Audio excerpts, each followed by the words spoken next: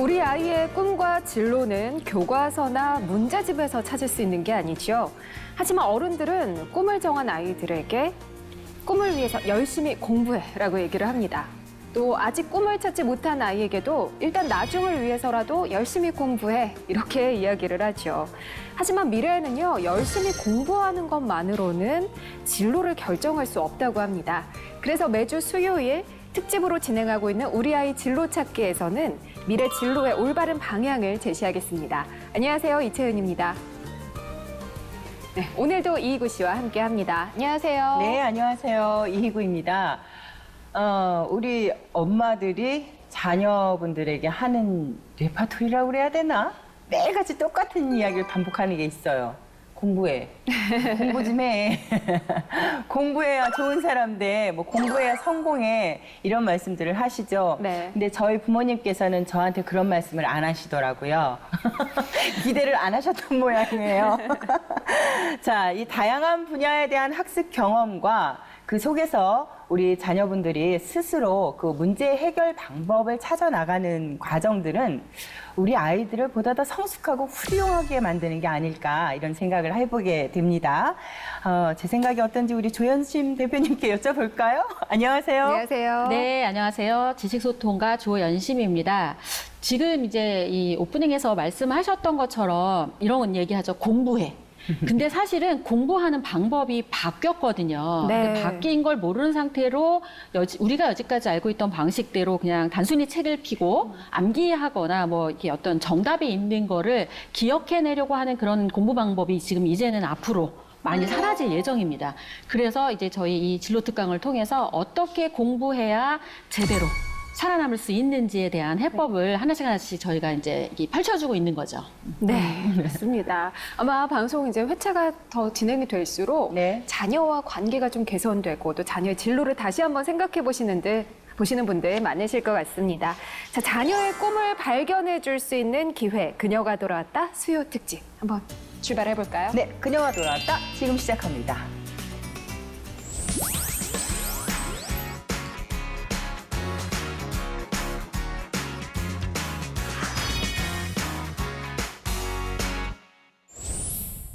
네, 지난주에는요, 초연결사회에서 살아남는 법, 적자 생존, 적어야 살 수 있다. 네, 그런 내용의 주제로 특강을 했는데, 올해는 7번째 강의입니다. 대표님, 오늘은 어떤 내용인가요? 네, 지난주에 이어서 지난주에 적자 생존, 적는 네. 자만이 살아남는다. 그 이제 알았습니다. 근데 네. 중요한 건 뭘 적어야 되죠? 그렇죠. 이런 말이 또 굉장히 많이 나오잖아요. 그래서 오늘은 온라인 세상에 나는 무엇을 남길 것인가라는 주제로 실제 네. 어떤 내용을 담아야 내가 하려고 하는 일과 관련되고 우리 자녀의 진로와 실제로 연관되는 어떤 기록은 어떤 내용으로 채워져야 되는지 그거에 대해서 오늘 소개할까 합니다. 네. 예전에 그런 말이 있었죠. 호랑이는 죽어서 가죽을 남기고 사람은 죽어서 이름을 남긴다. 이런 얘기 있는데 이제는 온라인 세상에 이게 무얼 남기지 않으면 제 이름조차도 남지 않을 것 같아요. 맞아요. 그러면은 이번 주 주제를 선정한 이유도 좀 듣고 싶습니다. 네, 사실 사느라 바빠서 네. 기록하는 거 이거 굉장히 피곤한 일이잖아요. 맞아요. 그런데 이걸 굳이 왜 해야 되느냐라고 질문했을 때 조금 전에 우리 이희구 씨가 얘기한 것처럼 이제 적지 않으면 내가 존재하지도 않는다 이런 얘기를 하셨잖아요. 네. 근데 이게 그냥 기록을 남긴다고 어떤 내 삶이 달라지진 않습니다. 네. 제대로 남겨야 네. 내가 하는 일과도 연관이 되어 있고 내가 미래에 하고 싶어 하는 이 또 다른 진로에도 도움이 되는 기록은 좀 뭔가 다르지 않을까 이런 생각이 네. 드실 거잖아요. 네. 그래서 구체적으로 어떤 내용을 담아야 되고 그리고 어떤 양만큼을 담아야 되는지에 대한 오늘 해법을 찾아드리도록 하겠습니다. 채연 씨 네. 뭐 저 기록하는 거 있어요? 저는 글 쓰는 걸 좋아해서 네. 기록은 하는데요. 네. 저만 봐요. 뭘 써요? 거 안에다. 얘기 좀 해보세요. 비밀이에요. 아유, 나도 쓰기는 써. 우리 다 비밀이잖아요. 아니야, 난 할 수 있어. 그냥 가계부 써. 자, 그래요. 네. 오늘 제대로 배워서 앞으로는 한번 제대로 적어보겠습니다. 그럴까요? 네, 방송 최초로 시도하는 프리미엄 진로 특강쇼 자녀 진로 안녕하십니까? 오늘 그 7번째 시간입니다. 온라인 세상에 나는 무엇을 남길 것인가? 지금부터 시작합니다.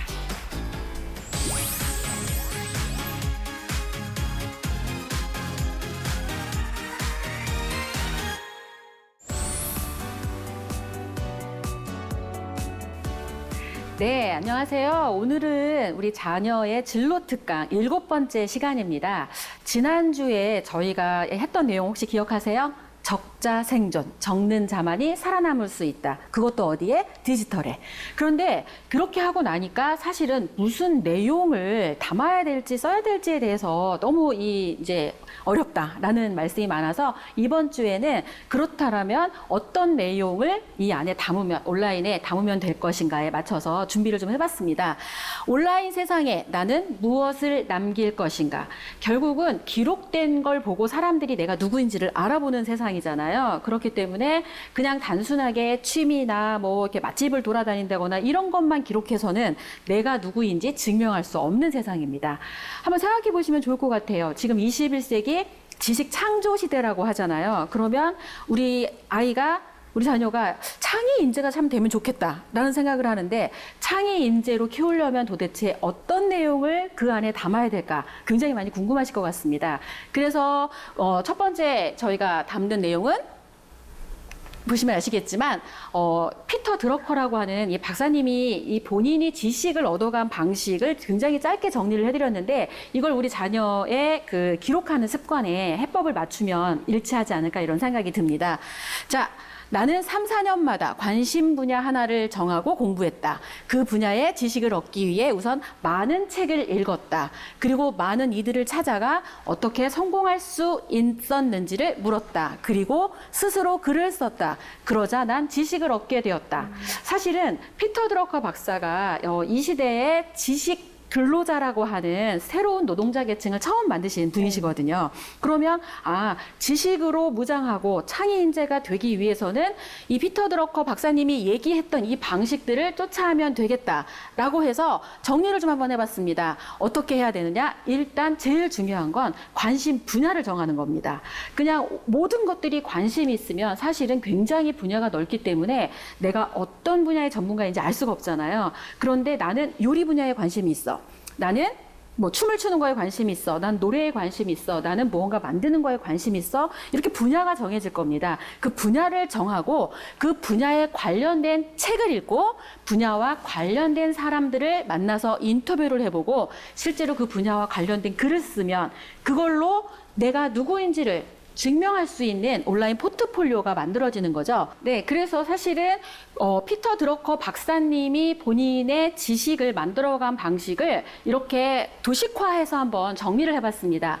글로벌 창의인재 양성을 위한 300 프로젝트. 아마 네이버에 검색을 이미 많이 해보셨을 거라고 생각이 되는데요. 300 프로젝트의 핵심은 이렇습니다. 우리 자녀가 관심 있어 하는 어떤 분야를 하나 정한 다음에 그 분야와 관련된 책을 100권 정도 찾아서 읽습니다. 그리고 이걸 블로그에 정리를 하는 거죠.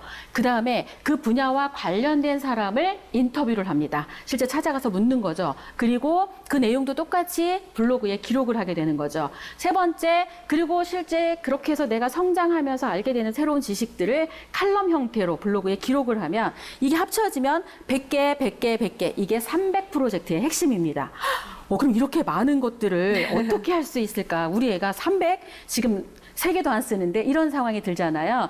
근데 이 정도 양을 하게 되면 어떤 성취를 이룰 수 있는지 실제로 이 각 분야의 책 멘토, 인터뷰 멘토, 칼럼 멘토를 글로벌 멘토로 한번 제가 찾아봤습니다. 자, 300 프로젝트의 글로벌 책 멘토입니다. 우리 보통 투자의 귀재라고 하는 워렌 버핏 아시죠? 네. 워렌 버핏 보면 손대는 것마다 다 마이더스 손으로 굉장히 높은 부가가치를 올리는 주식을 이렇게 선점해서 그걸로 굉장히 경제 지식과 그다음에 부를 창출하는 방법을 알려주는 우리의 멘토이시잖아요. 그런데 이 투자의 대가 워렌 버핏이 고등학교 시절에 이미 경제에 관련된 책 100권을 읽었다는 사실을 알고 계십니까? 네, 그러니까 그냥 이것저것 책을 읽은 게 아니라 경제에 관련된 책을 100권을 읽고 그중에 실제 투자와 관련된 어떤 한 책은 그 책만 100권을 넘게 읽었다고 합니다. 와. 심지어는 신혼여행을 가서도 그 책을 이렇게 저녁 식사 후에도 여전히 그 책을 읽었다라고 할 정도로 어떤 한 분야에 대해서 깊이 있게 100권 정도의 책을 읽으면 아마 그 분야에 어지간한 전문가는 되어 있을 거란 생각이 듭니다. 그런데 왜 이걸 온라인에 기록해야 되느냐? 내가 아무리 많이 책을 읽어도 내가 그렇게 지식을 가지고 있고 그 분야에 관심이 있다라는 걸 다른 사람이 알 수가 없습니다. 그런데 내가 그런 분야에 이런 관심을 가지고 이렇게 지식이 쌓아지고 있다라는 걸 디지털이 알게 하라는 게 바로 이 기록하는 거의 핵심인 거죠. 자, 그러면 두 번째 멘토를 소개할까 합니다. 여기 보시면 나폴레온 힐이라고 하는데 이 사람은 놓치고 싶지 않은 나의 꿈, 나의 인생이라는 책으로 굉장히 유명한 베스트셀러 저자이기도 합니다. 근데 이분이 왜 인터뷰 멘토가 됐을까 궁금하실 것 같아요. 사실 이분은 원래부터 인터뷰를 전문적으로 하던 사람은 아니었고요. 출판사에 취업을 해서 어떤 그 카네기, 철강한 카네기를 인터뷰하러 가는데 오히려 그 카네기로부터 역제안을 받기로 합니다. 내가 당신한테 새로운 제안을 할 텐데 한번 해보시겠습니까? 그게 뭔가요? 그랬더니 20년 동안 성공한 사람 507명을 인터뷰할 수 있겠는가? 단 보상은 아무것도 주어지지 않을 거네. 이렇게 얘기를 했는데 이걸 흔쾌히 하겠다고 허락을 합니다. 그래서 결국 이 사람은 한 명 한 명 찾아다닙니다. 그래서 대통령뿐만 아니라 글로벌 기업의 CEO뿐만 아니라 각 분야에 성공한 사람들을 찾아가 어떻게 성공하시게 되었는지, 실패했을 때는 그걸 어떻게 극복했는지를 실제로 인터뷰를 진행하기 시작했습니다. 그런 내용들이 쌓이다 보니까 이 사람 머리에는 성공 방정식이 머리에 쌓이게 된 거죠. 결국은 전 세계에 성공하게 돼가라고 하는 새로운 타이틀로 또 새로운 분야의 멘토로 등극하게 되었습니다. 자, 세 번째 멘토이죠. 아까 우리 맨 처음에 창의인재를 만들 어떤 지식 근로자를 처음 이 우리나라뿐만 아니라 전 세계에 도입한 피터 드러커 박사님인데요. 미래를 예측하는 가장 훌륭한 방법은 바로 직접 미래를 만드는 것이다. 이렇게 멋진 말도 하셨잖아요. 근데 이분은 살면서 굉장히 많은 책을 집필을 하셨습니다. 논문뿐만 아니라 책도 30여 권 넘게 집필을 하셨는데 이분에게 어떤 분이 물어봤다고 합니다. 박사님이 쓰시는 책 중에 가장 이 대표적인 책이 어떤 책입니까? 라고 물어봤더니 다음에 나올 책입니다. 그 얘기는 끊임없이 글을 쓴다라고 하는 거잖아요. 결국 우리 피터 드러커 박사가 93세인가 돌아가셨을 때까지 이분은 현역이셨거든요. 본인이 그렇게 살 수 있었던 이유는 그 분야, 자신이 좋아하는 분야를 택하고 그 분야에 관련된 책을 읽고 관련된 사람을 찾아가 묻고 스스로 글을 썼기 때문이라고 그렇게 아까 정리를 해드렸죠. 자, 그러면 어떻게 해서 내가 그런 분야를 정할 수 있을까? 의외로 굉장히 쉽습니다. 우리 대학을 가게 되면 보통 한 4년? 뭐 한 전문대일 경우에 한 3년 정도를 학교를 다니잖아요. 그런 식으로 우리가 공부하는 그 과정을 3년에서 4년 단위로 바꿔볼 수 있습니다. 맨 처음에 관심 있다고 생각하는 게 디자인. 난 디자인이 너무 좋아. 라고 하면 디자인 분야를 선택한 다음에 디자인 관련된 책 읽고 뭐 사람 만나고 하는 걸 한 4년 정도를 진행한다고 생각하십니다. 그리고 나서 디자인을 어느 정도 하고 나니까 디자인 말고 뭔가 마케팅 같은 게 좀 필요할 것 같아서 마케팅 분야로 전문 분야를 바꿉니다. 그 다음에는 마케팅 관련된 책을 보고 마케팅 관련된 사람들과 만나고 스스로 마케팅에 관련된 글을 쓰겠죠. 자, 그렇게 디자인 4년, 마케팅 4년, 그 이후에 이 사람은 스스로 이런 걸 하려니까 좀 깊이 있는 사고를 좀 해야 될 것 같아. 그래서 철학 분야를 선택합니다. 그렇게 하다 보니까 철학에 관련돼서 똑같은 방식으로 4년을 보내니까 4년마다 전공을 바꾸게 되는 거죠. 이렇게 한 12년 정도 되면 디자인과 마케팅과 철학이 접목된 새로운 분야에 본인만의 어떤 새로운 전공을 만들어가는 그런 거를 실제 할 수 있게 된다라는 거죠. 자, 결국은 300 프로젝트라고 하는 이 핵심은요. 깊이 있게 자신의 분야에 관련돼서 지식을 만들어가는 구체적인 해법을 제시합니다. 경험을 300개 하라는 얘기거든요. 그러니까 무슨 내용을 써야 돼? 그러니까 내가 관심 있는 분야에 관련돼서 책 읽고 사람 만나고 글을 쓰는 걸 담아내라는 거죠. 그걸 어디에? 온라인 기록으로 남기면 사람들이 내가 누구인지를 알게 된다는 거죠. 자, 여기 보시면 기록할 만한 게 없어요. 매일 같은 일을 하는데 무엇을 기록해야 하나요? 이제 조금 해법이 찾으셨습니까? 결국 창의인재는 기록으로 완성이 되는 거죠. 기록하면 기억되는 어떤 삶으로 바뀐다라고 하는 거죠. 중요한 건 제일 먼저 기억해야 될 건 이것저것 중요하다고 하는 걸 다 담는 게 아니라 관심 분야를 정하는 게 먼저라는 거죠. 내가 좋아하는 분야를 찾고 그다음에 그 분야에 관련된 책으로 깊이를 쌓고 사람을 만나면서 지혜를 넓히고 그다음에 스스로 글을 쓰면서 내가 무엇을 얼마만큼 알아가는지를 나뿐만 아니라 다른 사람도 알게 공유하는 것. 그게 바로 초연결 사회에서 내가 창의 인재로 거듭나는 방법입니다. 자, 기록할 만한 뻘짓을 해라. 이제 기억나시죠? 이 뻘짓이라고 하는 건 당장 돈을 벌거나 하지 않아도 무언가 해야 되는데 그런 일들을 지금 말한 대로 책을 읽거나 사람을 만나거나 글을 쓰는 방식으로 해결하라고 하는 것입니다. 자, 인정받는 온라인 포트폴리오 만들기 이런 방식으로 정리가 되는데 어떤 분야의 전문가가 될 건지 정하고요. 해당 분야와 관련된 책을 읽고 온라인에 글을 남기는 거죠. 그 분야 사람들을 찾아가서 인터뷰를 하고 내가 그 분야와 관련된 글이나 영상들을 끊임없이 증거로 나누면서 시간을 버티게 되면 결국은 다른 사람이 내가 그 분야의 전문가라는 걸 알아볼 수 있는 세상이 됩니다. 자, 이제 적자생존 적어야 된다는 건 알았는데 무슨 내용을 적어야 될지 조금은 감이 오셨을 거라는 생각이 듭니다. 다음 주에는 움직이는 동사형 꿈을 꿔라.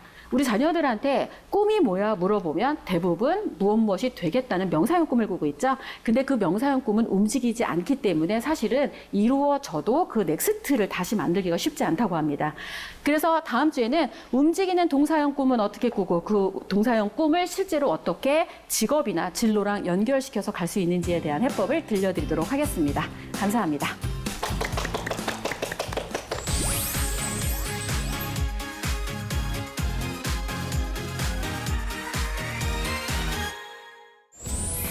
네, 오늘은요, 온라인 세상에서 무엇을 어떻게 남겨야 하는지 배워보는 시간이었습니다. 저는 이렇게 특강 듣고 나면은요, 네. 항상 실천을 해봐야지 생각을 하는데, 좀 고민이 많이 되는 게요. 오늘은 이제 가서 기록을 해보고 또 책도 읽고 해야 되잖아요. 근데 어떤 걸 정말 어떻게 하는 게 좋을지 많이 지금부터 고민이 엄청 되거든요. 일단 첫 번째 하고 싶은 거 먼저 하세요. 고민을 하지 마시고 일단 행동으로 옮기세요. 왜 갑자기 대표님이 되셨죠? 나는 못해. 아니, 저 대표님께 여쭤볼 거예요. 아, 그래요? 네. 대표님, 온라인 세상에 어떤 걸 남길 때 좀 조심하거나 주의해야 될 점도 있을까요? 그렇죠. 우리 보통 왜 좋은 기사나 아니면은 이렇게 내 블로그나 이런데 많은 방문자 수를 끌어들이기 위해서 나랑은 전혀 연관이 없는데 이것저것 공유해서 내 거에다 쌓아놓는 분들이 계십니다. 네네. 그렇죠. 근데 이렇게 돼서 내 안에 왔는데 보니까 오만 지식이 여기 다 들어있는 거예요. 정보나. 그러니까 결국은 사람들이 기억할 때는 여기가 정통적으로 뭘 하는 곳인지를 알아볼 수가 없습니다. 네. 그러니까 그런 건 시간 들여서 굳이 내가 파워블로거가 되는 게 꿈이 아니라고 한다면 그렇게 하는 방법보다는 차라리 지금 내가 오프라인에 하고 있는 걸 기록하는 게 가장 좋거든요. 네. 그럴 때 이제 자녀분들하고 가장 시간을 많이 써야 되는 게 너는 어떤 사람이 되고 싶은지를 기억하게 하는 게 사실 굉장히 중요합니다. 그러니까 뭐 어떻게 해야 성공하는지 그냥 무조건 따라해, 책을 많이 읽어, 이게 아니라 너는 어떤 사람이 되고 싶어, 뭘 하면서 살 때 가장 행복해? 라고 하는 질문을 자녀분과 한번 해볼 필요가 있어요. 그랬을 때 나는 이거 할 때 시간 가는 줄 모르겠어? 그럼 이게 얘가 관심 분야이거든요. 그 분야에 대해서 근데 아마 글을 쓰다 보면 쓸 말이 없어요. 그럼요. 어느 정도 쓰다 보면 쓸 말이 생각이 안 나. 그래서 쓸 말을 만드느라 책을 읽는 거거든요. 그리고 쓸 말을 만드느라 다양하게 좀 해야 되니까 다른 사람들은 이 분야에서 일하고 있는 사람들은 어떻게 해야 되는지를 가서 물어보면 사실은 네. 제일 빨리 알 수 있는 방법이잖아요. 그게 이제 사실은 저희가 예로부터 알려준 거죠. 거인의 무등을 타라. 네. 처음부터 내가 벽돌 하나부터 쌓는 게 아니라 이미 거인이라고 하는 책, 이미 그 분야에 어떤 대가라고 하는 분들이 이미 있잖아요. 이분들과 만나고 그분의 책을 읽는다는 건 이미 거인이라고 하는 그 사람의 무등을 타는 거랑 똑같습니다. 네. 거기서부터 시작하면 조금 수월하지 않을까 싶습니다. 네. 대표님이 이제 적자 생존까지도 말씀을 하셨기 때문에 대표님 스스로도 무언가를 적으실 것 같아요. 예, 그리고 또 그 적어 오신 것들이 대표님에게도 어떤 도움이 또 됐을 것 같고. 네. 네. 그렇죠. 제가 사실 지금 이 자리에 앉아 있을 수 있었던 이유도 바로 이렇게 온라인에 글을 남겼기 때문입니다. 자, 이렇게 보시면 아시겠지만 제가 사실은 굉장히 이렇게 뭐 화려한 프로필에 네. 지금 굉장히 많은 일을 하는 것 같지만 이렇게 일을 시작한 지 올해가 8년밖에 되지 않았습니다. 그런데 이렇게 할 수 있었던 이유는 바로 원데이 원 칼럼이라고 하는 저하고의 원칙을 지켰기 때문입니다. 하루에 하나씩 칼럼을 쓴다라고 하는 것, 그것도 주제를 정해서 쓴다라고 하면 아무나 이거 하는 게 아니라는 생각을 하잖아요. 네. 근데 그 어려운 걸 매일매일 해내는 거예요. 그러니까 사실은 다른 사람과 경쟁하는 게 아니라 저하고의 싸움이 가장 어렵습니다. 그렇게 해서 하나하나 글을 쌓았던 부분들을 합치고 거기에 새로운 내용이나 인터뷰한 걸 더해서 1년에 한 권씩 책을 낼 수 있었습니다.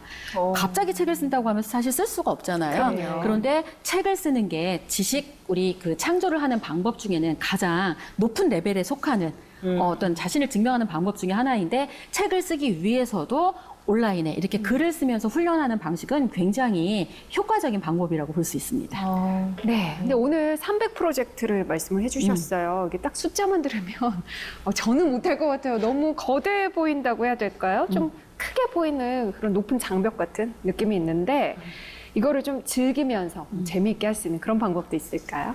네, 사실 이 300 프로젝트를 그냥 딱 보면 시간이라는 그 개념이 없는 상태에서의 300 프로젝트는 큰 의미가 없습니다. 네. 그래서 제가 가장 추천하는 이 기간은요, 바로 대학에 들어간 거와 똑같이 4년 동안 300 프로젝트를 하는 거예요. 그러니까 4년에 걸쳐서 300개의 컨텐츠를 올린다라고 하는 건 조금 그 부담이 좀 덜어지는 것 같잖아요. 그렇죠. 근데 이걸 하기 위해서도 처음부터 300 이렇게 덤비지 마시고 처음에는 10 한 10권의 책, 네, 10권의 10명의 사람, 10개의 글을 써보는 것부터 먼저 해보는 거예요. 그래서 10km 레이스. 근데 이것도 너무 부담스러워. 그럼 맞아요. 5km씩만 하세요. 5권. 5. 그래서 일단은 내가 해냈다라고 하는 어떤 성취감을 느끼면서 다음 레벨을 가는 거죠. 네. 실제로 이 프로젝트를 시작한 지 올해가 6년 차 정도 됐는데 300 프로젝트를 온전히 달성한 사람은 한 명도 없습니다.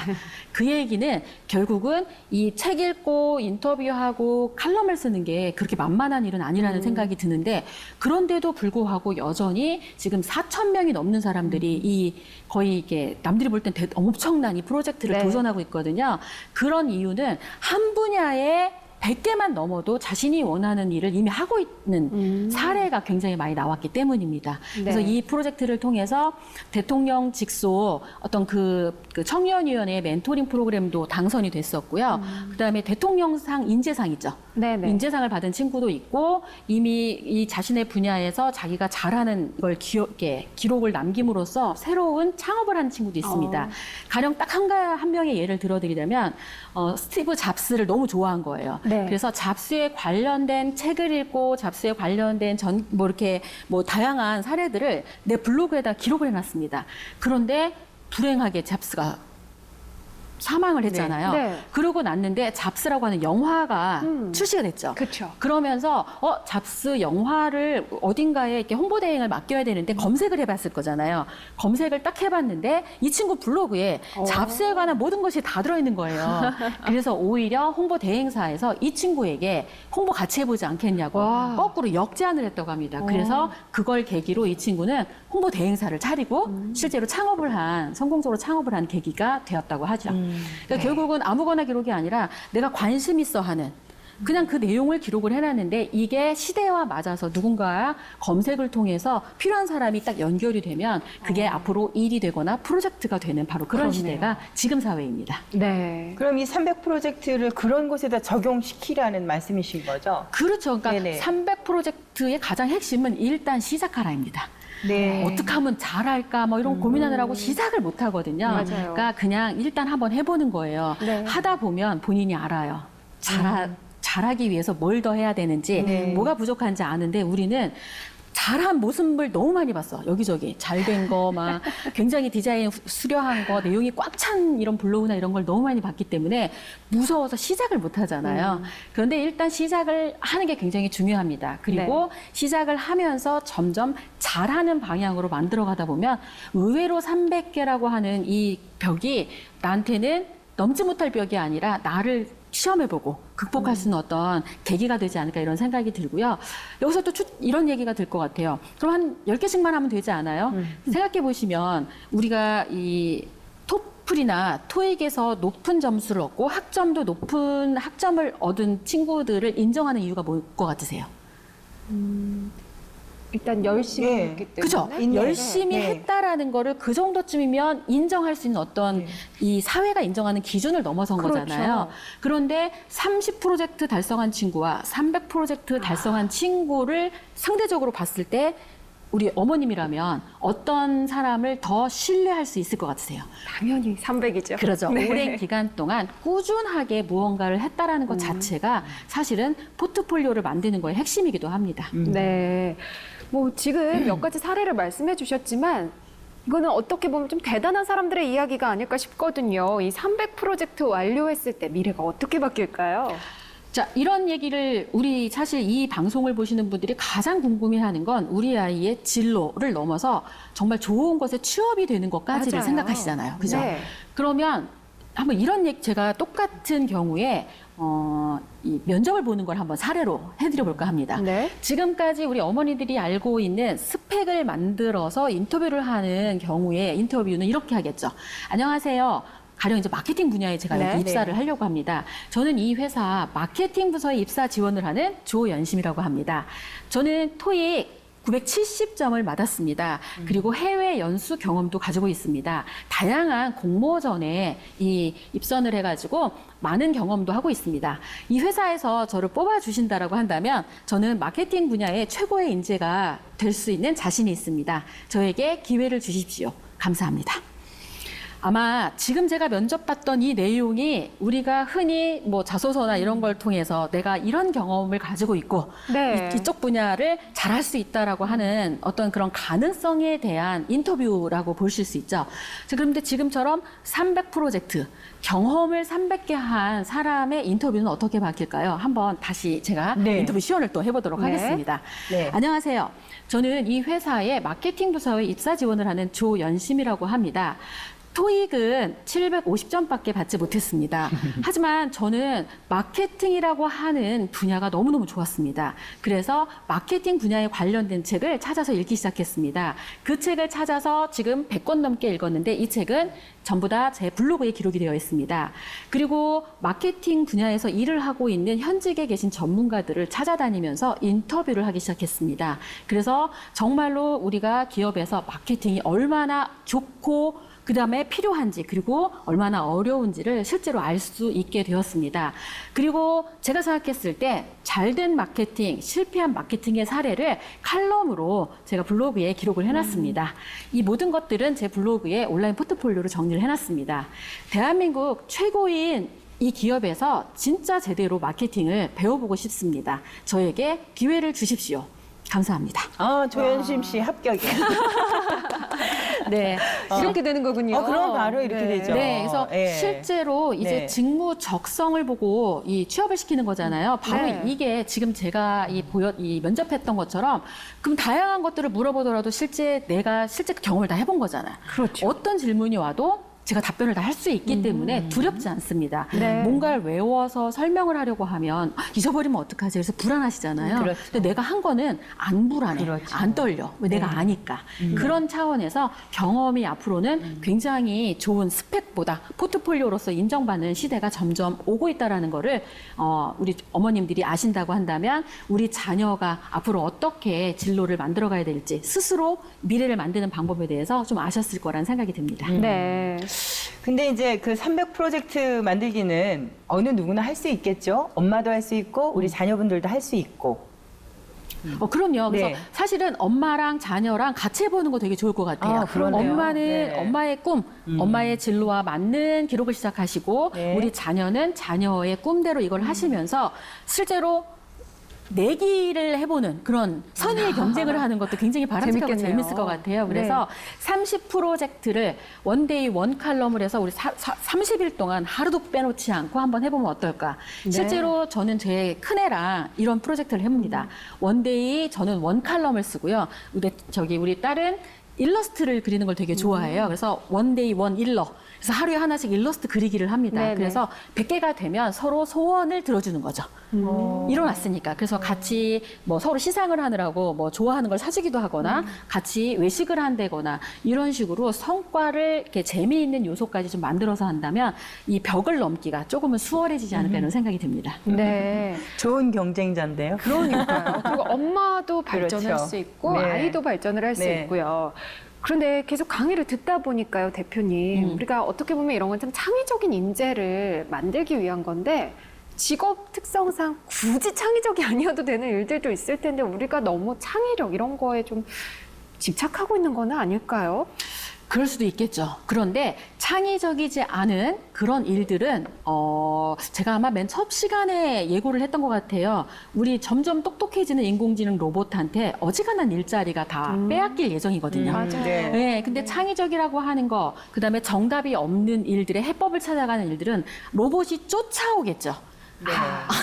그러니까 결국은 로봇이 이미 기존에 있던 정보나 기존에 알고 있던 해법 방식대로라면 아마 로봇을 따라잡을 수 있는 인재는 그렇게 많지 않을 거라는 생각이 듭니다. 그래서 그러네요. 예, 창의적이 된다라고 하는 건 이건 선택의 문제가 아니라 어떻게 보면 앞으로의 진로에서 필수적인 어떤 역량이 되지 않을까 이런 생각이 듭니다.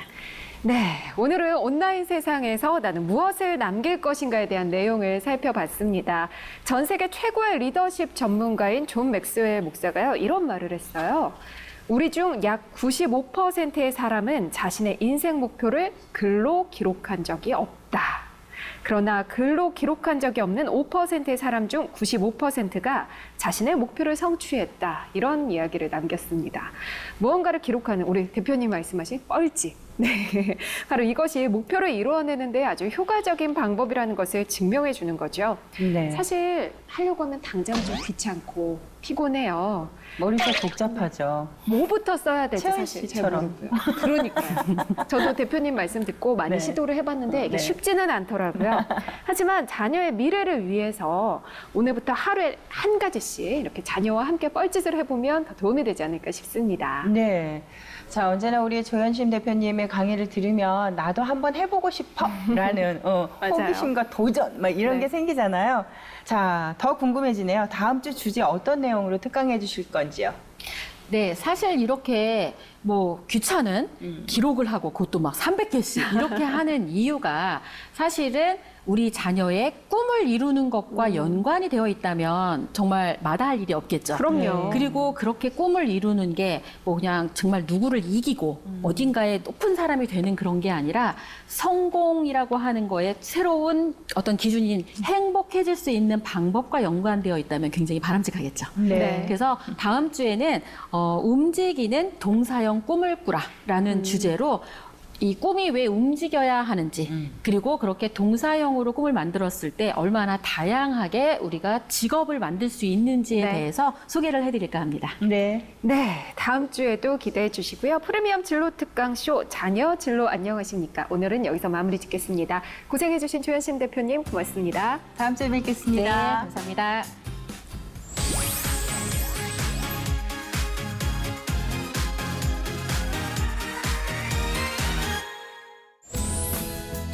네, 수요 특집으로 진행하고 있는 그녀가 돌아왔다 두 번째 코너에서는 자유학기제 체험 정보를 안내해 드립니다.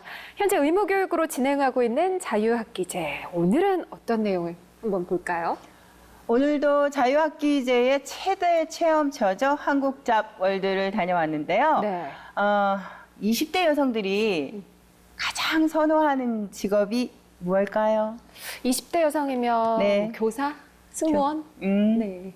또 뭐가 있을까? 우리 채연 씨 같은 아나운서 이게 반듯반듯하고 저네요. 괜찮죠?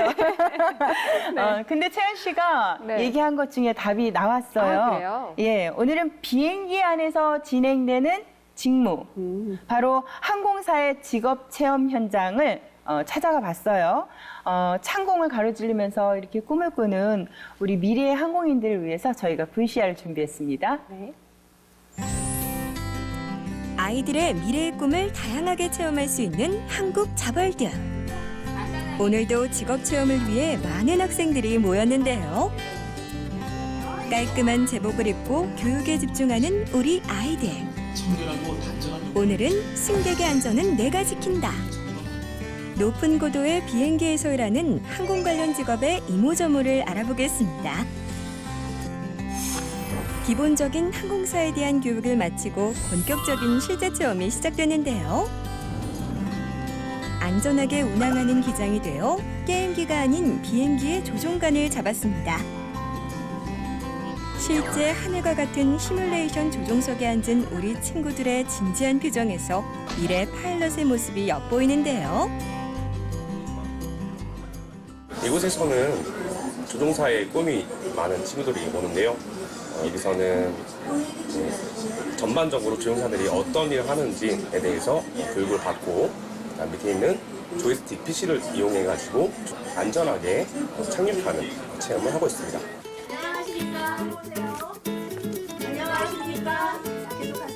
새로운 과거를 다짐하며 저희 승무원들이 인사드립니다. 여러분의 여행길을 드림항공과 함께 해주셔서 대단히 고맙습니다. 손님을 맞이하는 인사를 시작으로 기내 승무원의 직업체험이 시작됐습니다. 승객들의 편안한 여행을 위해 최상의 서비스를 제공하는 것이 기내 승무원의 역할인데요. 기내에서 이루어지는 활동들을 주로 하고 있는데요. 서비스, 카트를 이용해서 음료수 서비스 하는 거를 하고요. 그냥 아이들이 좀 좋아하는 것 중에 하나인데 사실은 그 비상 탈출을 하고 있습니다. 비행 중 승객에게 음료와 식사를 제공하는 건 역시 승무원의 기본 업무 중 하나인데요. 정확하게 음료를 따르는 방법을 배우고 서비스 카트를 이용해 차분하게 음료 서비스를 시작했습니다. 처음 보는 상냥한 친구의 모습에 조금 당황스러운 모습인데요. 승무원이 꿈인데 승무원 하는 일에 대해서 더 해보니 직접 해봐서 더 실감나는 것 같아요. 카트 끄는 것은 많이 본 적이 있는데 저 안에 들어있는 뭐 물건이나 구조나 그런 게 더 신기해요. 승객의 안전을 최우선으로 생각하는 승무원에게 생명과 직결되는 안전교육은 필수 항목인데요. 비상탈출 시 필요한 교육이 시작됐습니다. 이 자세를 이제 승객분들이 해주시는 거예요. 실제 비행기에서 비상탈출 시 행동 지침을 익히고 탈출 자세를 정확하게 배우는 우리 아이들. 그 진짜 이렇게 시설이 있고 이게 진짜 승무원이 된 것처럼 체험하는 거가 재밌었어요. 미소 짓는 게 좀 많이 힘들고 약간 속으로는 많이 힘들 것 같은 걸 느꼈어요. 비행기 내에서 비상벨이 울렸습니다. 각자의 자리에서 안전한 탈출을 위해 분주하게 움직이는데요. 비상 상황 발생 시 90초 안에 모든 승객을 비행기 안에서 탈출시켜야 합니다. 비상 탈출 슬라이드를 이용해 모두 안전하게 대피했습니다. 호응도가 굉장히 높은 편이에요. 왜냐하면 대부분은 좀 아이들이 지쳐서 오는 경우가 많아요. 제가 직업 체험 이렇게 하다 보니까 너무 공부나 학원에 너무 스트레스 많이 받아서 오는데요. 여기 와서 자기가 하고 싶어 하는 것들을 이렇게 체험하다 보니까 만족도가 높은 편에 속하는데 상공을 가르며 전 세계를 누비게 될 미래 항공인들의 직업 체험을 살펴봤는데요. 자유학 퀴즈의 직업 체험을 통해 자신의 꿈을 위한 날개를 펼칠 수 있는 소중한 시간이었습니다. 네, 항공사 체험 정말 재밌게 했는데요. 네. 요즘은요, 다양한 항공사들이 생겨나면서 승무원과 조종사를 채용하는 비율도 계속해서 늘어나고 있다고 합니다. 이 항공사에서 일을 하면서 가장 좋은 점은 아무래도 세계 여러 각국을 돌아다닐 수 있다는 거겠죠? 그래요. 그리고 또 승무원들 보면 또 친절함. 네. 또 떠오르게 되죠. 맞아요. 네, 여러분들 화면으로 보셨듯이요. 이곳에서는 항공기가 착륙하고 이륙할 때 운행의 이 조정 과정부터 또 조종사와 승무원들의 역할과 업무 내용까지 직접 체험하실 수가 있습니다. 네. 미래의 항공인을 꿈꾸는 우리 아이들 좋은 경험 될 수 있겠죠. 그렇습니다. 저는 무엇보다도요. 회를 거듭할수록 네. 정말 많은 직업을 경험해보고 체험해볼 수 있다는 거 이게 참 좋은 것 같아요. 네. 자, 다양한 직업을 만나볼 수 있는 기회가 저희는 또 있습니다. 네. 자신만의 직업을 찾아가는 또 다른 과정. 우리 아이 잡 캠프에서 다양한 직업의 세계를 배워보도록 할게요.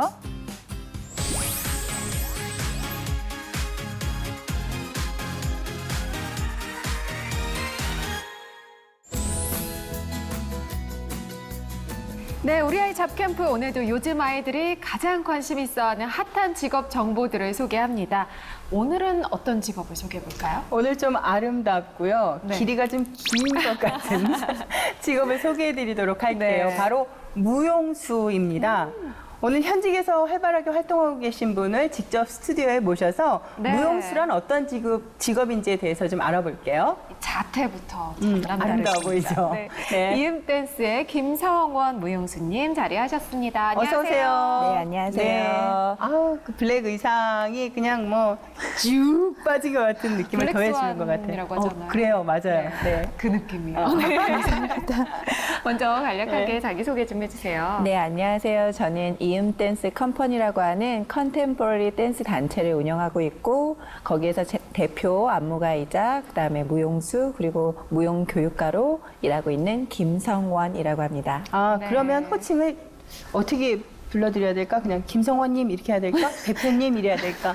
안무가를 불러주셨으면 좋겠네요. 안무가님으로. 네. 무용수가 어떤 직업인가요? 저희가 알고 있기는 한데 그게 맞는지. 네. 네, 우선 무용수라고 하면 아무래도 몸으로 표현하는 직업이라고 보실 수가 있으실 텐데요. 요새는 워낙들 많은 분야에서 몸으로, 춤으로 많이 하시는 네. 분들이 많죠. 굳이 직업적으로 이제 정의를 내린다면 춤을 전문으로 하는 직업, 그리고 몸을 기본적으로 해서 표현을 하고 공연을 하는 직업을 무용수라고 합니다. 네. 무용수가 되려면 뭐 조건이나 이런 게 있나요? 뭐 어떤 직업이나 조건이라고 하면 뭐 보이는 사람들로 하여금 뭐 아름다움, 미적 네. 기준이 조금 있을 수는 있겠는데요. 저는 오히려 오늘 강조해드리고 싶은 거는 정말 예쁜 몸이라기보다는 이미 너무 예쁜 친구들 많고 요새는 그렇기 때문에 사실은 표현력에 있어서 더 중점을 두고 싶어요. 그래서 그런 부분에 있어서 내가 무대에서 충분히 즐길 줄 알고 또 표현하는 것에 있어서 굉장히 잠재된 어떤 재능이 있거나 그걸 발현할 수 있는 어떤 그런 끼가 있다면 참 굉장히 그 직종으로 가기에 좋은 어떤 네. 근데 사실 무용하는 사람, 무용가, 안무가 이렇게 생각을 하면 뭐 이제 제일 흔하게 떠올리는 게 발레리나. 네. 그리고 현대무용 하시는 분들, 한국무용. 딱 이 정도밖에 저희는 생각을 못 하잖아요. 그렇죠. 근데 요즘 이 무용을 하면서 굉장히 역할을 또 다양하게 소화를 할 수 있다고요?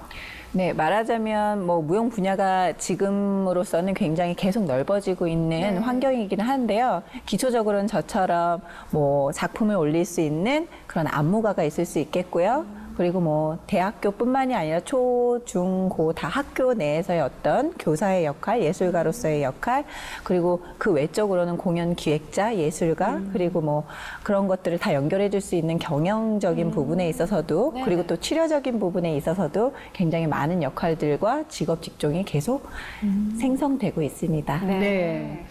방금 전에 우리 채연 씨가 얘기한 것처럼 저도 딱 거기까지네요. 무용하면 발레, 한국무용, 뭐 또 뭐 현대무용 뭐 이 정도까지였는데 이렇게 고정적인 생각하시는 분들 저희뿐만 아니겠죠. 네. 하지만 요즘에 대중예술과 무용이 접목해서요. 무용예술의 범위가 굉장히 넓어진다고 지금 대표님께서 말씀해 주셨어요. 그 아이들은요, 이런 무용 수업을 통해서 어떤 것들, 무엇을 배우는 건지 궁금해요. 우선 대상에 따라서 조금 어떤 난이도나 심도 있게 들어가는 부분이 다를 수 있겠지만 기본적으로 무용을 배우는 데 있어서는 몸의 밸런스, 균형감이 너무 중요하기 때문에요. 우선 비틀어진 자세를 바른 몸으로 만들어주는 그 부분이 균형감과 그다음에 리듬 감각 운동 그리고 거기에 필요한 어떤 표현력들 그리고 여러 가지 것들을 총체적으로 좀 인지할 수 있는 그런 공간 기능 같은 것들이 굉장히 많이 중점적으로 이루어지고 있습니다.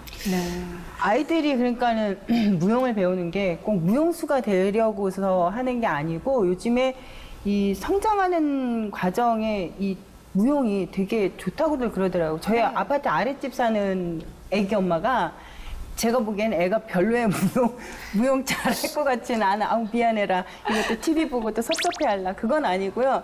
저는 그렇지 않다고 생각했더니 왜 무용을 시키냐 그랬더니 아이 뭐 팔다리 성장하는데 좋다고 해서 시키더라고요. 그게 사실이에요? 네, 아무래도 이렇게 우리가 학업을 많이 하다 보면 앉은 자세랑 같은 자세를 좀 많이 하게 되잖아요. 네. 실제로도 제가 아이들이나 어떤 이제 어른들, 기타 등등 이렇게 다양한 연령층을 가리켜 보면 골반이 비틀어진 분들, 어깨가 뭐 비틀어진 분들, 측만증이 있는 친구들부터 해서 굉장히 많이 있어요. 네. 그래서 그런 부분들에 대한 어떤 교정적인 역할도 있고 기본적으로 스트레칭의 요소라는 거는 몸의 중심점을 잘 찾는 균형적인 요소에서부터 출발하거든요. 그래서 그런 부분에 있어서 어머님들이 성장은 당연하고 자세, 바른 자세 거기서부터 출발해서 예쁜 몸, 균형적인 몸 그걸 좀 원하시는 부분이 많으셔서이실 거예요. 그렇군요. 제가 어릴 때 그렇게 무용 배우고 싶다고 했는데 저희 엄마가 안 보내주셨거든요. 어머 왜 안 보내줬는지 알아요, 엄마가? 근데 내가 무슨 말 할까 겁나는구나. 아니야. 그럼요. 무용을 안 해도 너무 균형 잡힌 몸매를 가지고 있어요. 엄마는 그걸 미리 예언하셨지. 아닌 거. 아니야? 아닌 이 말고. 얘기를 그때 들으셨으면 보내주셨을 거예요. 아닌 말고. 정말 저 네. 중고등학교 때 네. 저희는 이렇게 머리 단발로 하고 이러는데 무용하는 친구들은 이렇게 머리 길어서. 예쁘게 하고 그쵸. 항상 이렇게 뭐라고 해요? 좀 고고한, 도도한 이렇게 모습으로 가면 너무 부러웠거든요. 근데 그 친구들 제일 부러운 거 있었다? 뭐야? 저기 야간 자습 같은 거 안 하고 가더라. 근데 그만큼 이제 연습을 하잖아요. 혹독하게. 그게 제일 부러웠어.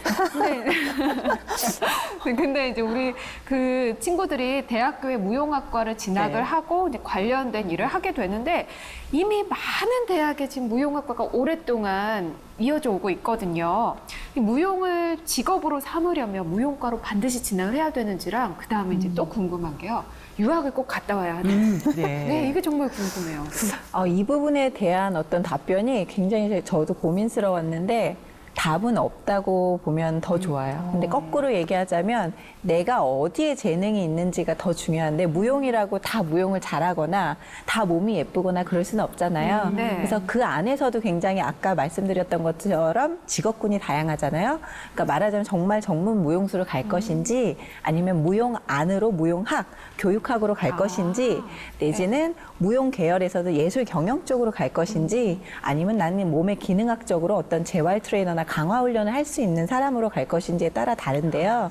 그렇다면 그런 부분에 있어서 내가 정말 유학, 공부 내지는 학문 내지는 자격증 아니면 어떤 무용 단체의 그냥 예술 활동 필드가 맞는지를 자기의 그 본인의 어떤 미래 계획을 먼저 두고 자기의 네. 재능하고 적성하고 충분히 검토한 다음에 정말 학문적인 것과 필드에서의 실기적인 것들이 접목돼서 가는 것이 정말 대학 교육이 맞는 것인지 아니면 예를 들어서 굳이 이렇게 말씀드리면 또 너무 발레에 대한 또 편입적인 관점이 있을 수도 있는데 발레는 아무래도 다른 무용 장르에 비해서 연령대가 은퇴 시기가 조금 빠를 수밖에 없어요. 네. 왜냐하면 워낙 그 고난이도의 테크닉을 구사해야 되기 때문에 발에 대한 어떤 하중도 많고요. 그래서 토라는 것이 있잖아요. 네네. 그래서 무대에서 굉장히 최고의 기량을 보이려면 사실은 20대가 최고거든요.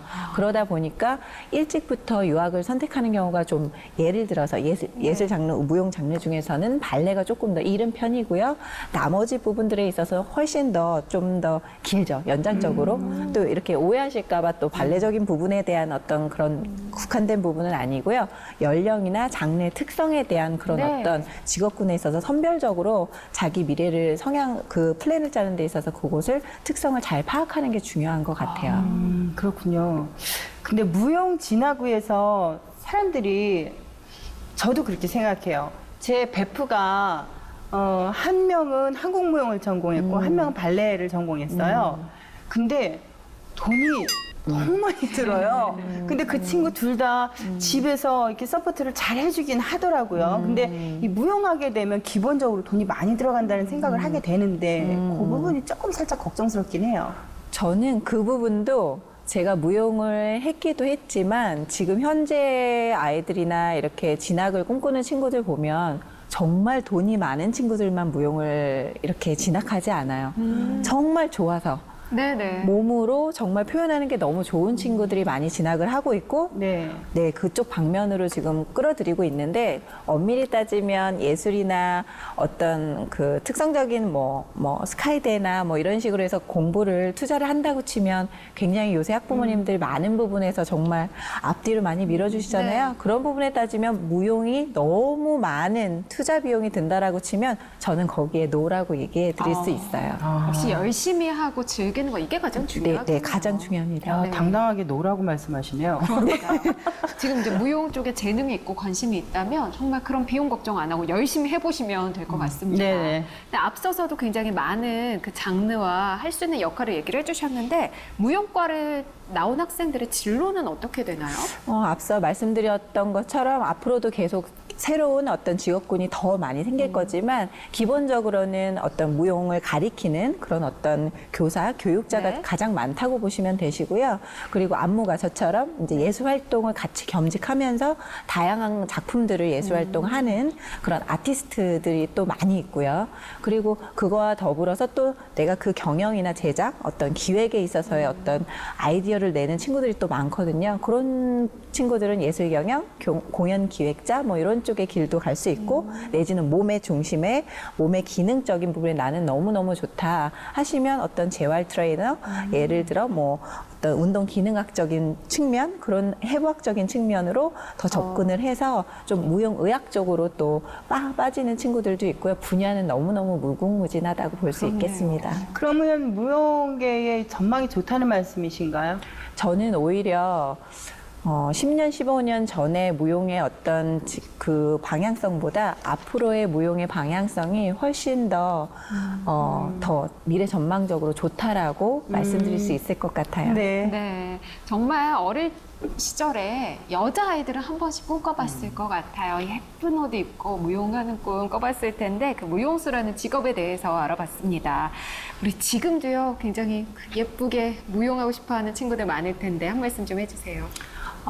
무용이라 하면 우선은 아름다움을 추구하는 그런 장르이기도 하지만 기본적으로 저는 그런 소양이 되게 매력적이라고 생각해요. 이 직업은 자기의 어떤 신체적인 아름다움을 인지할 수 있고 내 몸의 신체 아름다움을 또 어떻게 유지할 수 있는지 그리고 그걸 토대로 어떻게 표현할 수 있고 상대방으로 하여금 어떤 공감 능력을 좀 어떻게 소통할 수 있는 그런 고리로서 이 무용수 직업은 굉장히 많은 것들을 사회적인 부분, 사회성이나 공감, 지각 능력 뭐 이런 식으로 해서 우리가 굉장히 다양하게 이렇게 얻어낼 수 있는 것들이 많거든요. 그래서 한쪽 측면으로 너무 아름다운 것들, 무대 위에서의 화려함만 너무 보시지는 마시고요.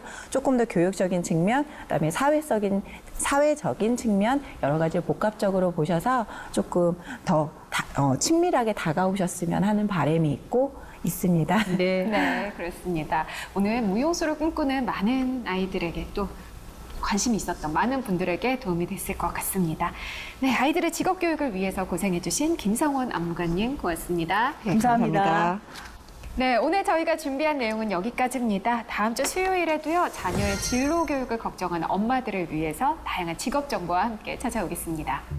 자녀 진로 교육을 위한 수요 특집 다음 주도 많은 기대 부탁드립니다. 네, 그러면 저희는 인사드릴까요? 네, 다음 주에 다시 돌아오겠습니다. 고맙습니다. 고맙습니다.